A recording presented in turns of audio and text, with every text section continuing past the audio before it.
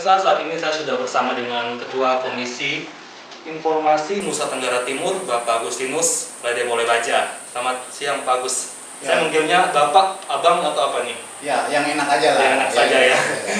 Iya, dan tentu kita penasaran seperti apa tugas dari Komisi Informasi di Nusa Tenggara Timur yang sudah berdiri kurang lebih 2 tahun 4 bulan ya, Bang Agus ya. Oke, Bang Agus mungkin bisa menjelaskan langsung ke pemirsa apa sebenarnya tugas pokok dari Komisi Informasi Publik ini. Ya, baik. Terima kasih. Waktu yang sangat baik buat kami Komisi Informasi Provinsi Tenggara Timur untuk menyampaikan beberapa hal berkaitan dengan implementasi Undang-Undang Nomor 14 Tahun 2008 dan eksistensi Komisi Informasi Provinsi Nusa Tenggara Timur yang sudah ada di NTT 2 tahun 4 bulan bulan ini. Yang pertama soal fungsi. Fungsi daripada Komisi Informasi adalah menjalankan Undang-Undang Nomor 14 Tahun 2008 tentang keterbukaan informasi publik. Yang kedua, menetapkan standar layanan informasi publik dan menyelesaikan sengketa informasi publik di Komisi Informasi Provinsi Nusa Tenggara Timur. Nah, tugas utamanya itu adalah menerima, memeriksa, dan menyelesaikan sengketa informasi publik dengan cara mediasi dan atau adjudikasi non litigasi. Sebelum saya menyampaikan tentang secara teknis berkaitan dengan tugas dari Komisi Informasi Provinsi Tenggara Timur, saya ingin mau menjelaskan tentang Komisi Informasi sebagai lembaga independen negara yang dibentuk berdasarkan Undang-Undang Nomor 14 Tahun 2008 tentang keterbukaan informasi publik. Jadi undang-undang ini diundangkan pada tahun 2008, tetapi di Nusa Tenggara Timur Komisi Informasi baru dibentuk pada tahun 2019, tepatnya di tanggal 28 Agustus 2019. Nah, berkaitan dengan apa yang sudah dilaksanakan Komisi Informasi selama hadir di Nusa Tenggara Timur. Yang pertama, bahwa kami terus melakukan sosialisasi ke kabupaten kota. Sampai dengan saat ini sudah ada 19 kabupaten kota yang kami kunjungi untuk audiens menyampaikan tentang implementasi undang-undang ini. Dan kedepannya kami akan berupaya di tahun 2022 seluruh kabupaten kota yang ada di NTT itu kami sudah kunjungi. Dan hampir seluruh badan publik vertikal kami sudah kunjungi, lembaga pendidikan tinggi sudah kami kunjungi, LSM, dan seluruh OPD pemerintah Provinsi Nusa Tenggara Timur yang jumlahnya 38 kami sudah kunjungi juga, termasuk pers dan lain sebagainya sudah kami kunjungi. Apa arti daripada kunjungan kami ini? Karena lembaga ini masih baru di Nusa Tenggara Timur, perlu secara masif disampaikan kepada publik bahwa inilah tujuan daripada undang-undang ini. Inilah kerja daripada Komisi Informasi Provinsi Nusa Tenggara Timur. Sampai dengan saat ini masih banyak orang, masih ada banyak pejabat, masih banyak pimpinan di daerah ini yang belum mengetahui benar tentang implementasi undang-undang ini. Apalagi tugas daripada Komisi Informasi. Karena itu, hari-hari kerjanya kami ini terus berupaya meyakinkan kepada publik bahwa inilah Komisi Informasi, lembaga independen negara yang ada di Nusa Tenggara Timur, tempat Anda mengadukan sengketa informasi ketika badan publik tidak memberikan informasi publik yang dibutuhkan oleh masyarakat. Apapun itu, Pak. Apapun itu masalahnya, kecuali ada informasi yang dikecualikan. Kalau informasi itu dikecualikan, masyarakat tidak punya hak untuk mengakses informasi itu. Tetapi kalau informasi itu adalah informasi yang tidak dikecualikan, masyarakat punya hak untuk mengakses informasi itu. Nah, informasi-informasi yang tidak dikecualikan ini, kalau tidak diberikan oleh badan publik, maka ini adalah potensi untuk melakukan sengketa informasi publik. Nah, masuk pada sengketa informasi publik sebagai tugas utama daripada Komisi Informasi Provinsi Tenggara Timur. Orang bertanya, kenapa harus terjadi sengketa informasi? Nah, sengketa informasi itu terjadi apabila badan publik tidak menyiapkan, tidak memberikan, tidak menerbitkan, tidak mendokumentasikan informasi-informasi publik yang ada di badan publik itu. Ketika masyarakat mau memohonkan informasi itu dan badan publik tidak memberikan, maka potensi ada sengketa. Tentu dengan berbagai macam prosedur dan standar layanan informasi publik. Contoh, kalau masyarakat memohonkan informasi publik di salah satu badan publik, harus jelas identitasnya orang itu yang memohonkan. kalau perorangan. Kalau badan publik itu harus berbadan hukum, ada anggaran dasarnya dan lain sebagainya sesuai dengan ketentuan perundang-undangan yang berlaku. Nah, lalu orang yang memohonkan informasi juga itu harus jelas tujuannya. Untuk apa informasi ini dimohonkan harus jelas. Kalau tidak jelas, maka badan publik itu tidak akan memberikan. Begitu. Jelas tujuannya, mengajukan permohonan informasi dengan informasi apa yang dibutuhkan. Saya butuh informasi ini, jelaskan informasi itu dibutuhkan untuk apa dan lain sebagainya. Nah, kalau informasi itu atau surat permohonan informasi itu ditanggapi bahwa tanggapannya bahwa ini adalah informasi yang dikecualikan, maka kalau pemohon informasi itu sudah puas sampai di situ, oh ya, tidak usah kalau ini informasi yang dikecualikan. Tetapi kalau pemohon informasi itu tidak merasa puas dan dia merasa bahwa informasi ini adalah informasi yang tidak dikecualikan, harus diberikan kepada publik, kenapa harus ditutup, kenapa tidak diberikan, maka diajukan keberatan. Saya keberatan dengan alasan informasi dikecualikan, begitu. Setelah keberatan itu ditanggapi lagi, tetap tidak diberikan informasi itu. Maka kesempatan itulah pemohon informasi publik itu melaporkan ke Komisi Informasi di provinsi. Nah, proses inilah yang harus dilakukan dengan berbagai macam prosedur. Ya, dia juga harus punya KTP di sini, data di sini. Apakah pernah memohonkan informasi? Harus dibuktikan. Oh, surat tanggal sekian. Apakah ada keberatan? Oh, ada surat tanggal sekian dan sebagainya. Nah, kalau sudah dipenuhi itu semua, maka berarti sengketa informasi publik yang diajukan itu dianggap sudah sesuai dan layak menjadi sebuah sengketa informasi dan kita proses. Nah, proses ini kita Komisi Informasi melakukan sidang pleno untuk menentukan atau memberikan nomor register daripada sengketa itu. Setelah itu kita memberitahukan kepada pemohon dan termohon bahwa kasus sengketa informasi nomor sekian akan disidangkan di hari-hari ke depannya atau diberikan waktu beberapa minggu ke depan. Hasilnya kita akan melakukan sidang. Nah, kalau informasi itu dikecualikan, maka kita langsung pada sidang adjudikasi non litigasi. Tetapi kalau itu informasi yang tidak dikecualikan, maka kita melalui tahap yang namanya mediasi. Kita mempertemukan pemohon informasi publik dan termohon untuk secara mau dan sukarela melakukan mediasi di Komisi Informasi yang dipandu atau dimediasi oleh mediator dari Komisi Informasi Provinsi Jawa Timur. Nah, di situ ada dua kesimpulan nanti atau ada dua hasilnya. Yang pertama, bahwa kedua belah pihak itu bersepakat untuk ya informasi diberikan atau informasi tidak diberikan. Oke lah, tidak usah diberikan karena saya paham tentang bahwa ini ada dikecualikan, selesai. Sama-sama sepakat dan setuju. Berarti ada kesepakatan di situ, tidak dilanjutkan ke tingkat adjudikasi. Tetapi kalau kedua belah pihak tidak bersepakat, masing-masing bersikuku bahwa ini informasi yang dikecualikan, ini tidak, kesepakatan gagal. Kalau kesepakatan gagal, maka direkomendasikan untuk sidang adjudikasi non litigasi. Ada sanksi dalam proses tersebut? Ya. Dalam sidang adjudikasi nanti kan ada 3 tahapan. Tahap pertama adalah pemeriksaan awal, tahap kedua adalah pembuktian, tahap ketiga adalah putusan, dan tahap keempat adalah bagi mereka pemohon dan termohon yang tidak puas dengan keputusan Komisi Informasi, mereka akan melanjutkan ke PT Tun bahkan sampai ke MA. Berkaitan dengan sanksi, setelah proses ini berjalan, pembuktian dan putusannya adalah contoh ini mengandaikan putusannya itu adalah bahwa ini informasi adalah informasi yang harus dibuka ke publik. Ya, berdasarkan hasil sidang ini, informasi adalah informasi yang harus diberikan kepada pemohon. Karena itu perintahnya adalah informasi harus diberikan. Nah, sekarang kedua belah pihak ini setelah putusan itu keluar masih ada 14 hari diberi kesempatan untuk keberatan atau tidak keberatan. Kalau ada yang keberatan di sini, maka dilanjutkan ke PT-UN. Lanjutkan PT-UN. Sampai di PT-UN dilihat keputusan Komisi Informasi. Oh, keputusannya adalah informasi yang dikecualikan, berarti tidak boleh diberikan. Nah, PT Tun menguatkan putusan Komisi Informasi, berarti tidak boleh diberikan. Selesai sampai di situ. Di mana saat terjadi sanksi? Nah, ketika informasi ini adalah informasi yang tidak dikecualikan, harus diberikan kepada pengguna informasi, dan sampai pada putusan Tun juga harus diberikan. Tetapi badan publik itu tidak memberikan informasi itu. Saya tidak akan memberikan, saya juga ini. Dia melawan terhadap putusan Tun. Disitulah akan diberikan sanksi. Badan publik yang dengan sengaja tidak memberikan informasi publik kepada pemohon informasi publik akan dikenai sanksi 1 tahun penjara dan denda 5 juta. Oke. Itulah sanksinya. Sampai di situ. Siapa yang memberikan sanksi? Yang memberikan sanksi adalah Pengadilan Tata Usaha Negara. Pengadilan Tata Usaha Negara ya. Bang, pertanyaan lagi mungkin edukasi buat masyarakat, informasi publik seperti apa yang masyarakat perlu tahu dan merasa kalau itu menjadi kewajiban mereka untuk tahu?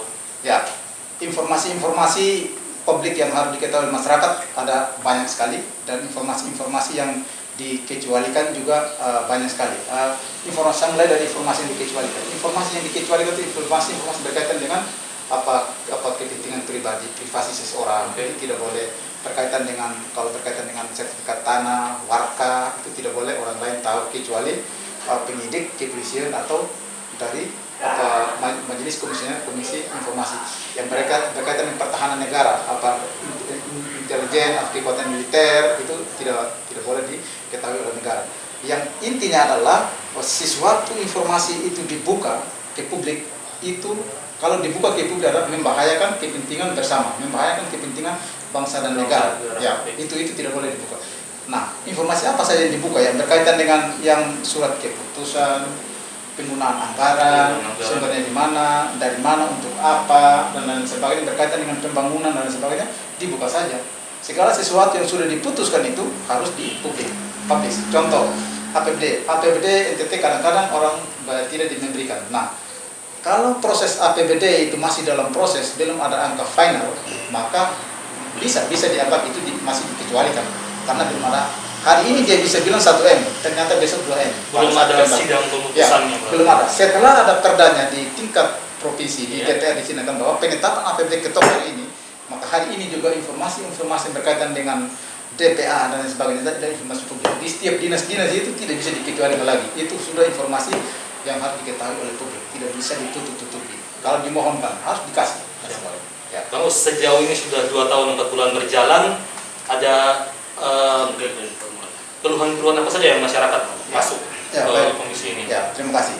Banyak yang melakukan konsultasi ke Komisi Informasi, baik secara lisan, per telepon, di media sosial, WA group, dan datang langsung di sini.